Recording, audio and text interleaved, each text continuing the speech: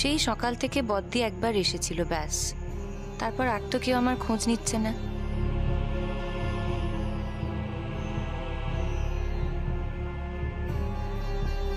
সারা বাড়িটা তো চুপচাপ কেন? গেল কোথায় সব? দেখো না, আমরা ওই যে তার ঘরে যাচ্ছি অমনি নতুন বউ উঠে বসছে, আমাদের সঙ্গে কথা কইতে লাগছে। এইদিকে তো ডাক্তারবাবু নতুন বউকে উঠে বসতে মানা করেছে, তাকে বিশ্রাম নিতে বলেছে, কিন্তু সে তো আমাদের কোনো কথা শুনছে না।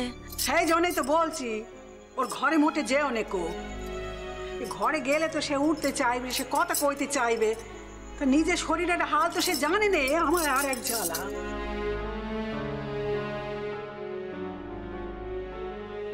তা সাহেব বাবা, হয়েছেটা কি? হ্যাঁ, হয়েছেটা কি? মাথায় সর্দি জমে গেছে?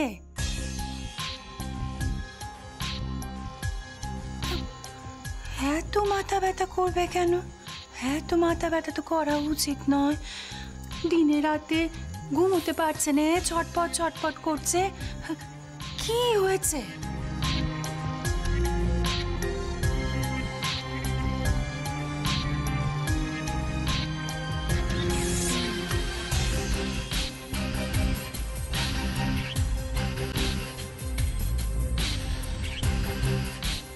ফুলঝুরির অসুখ হয়েছে, কঠিন অসুখ।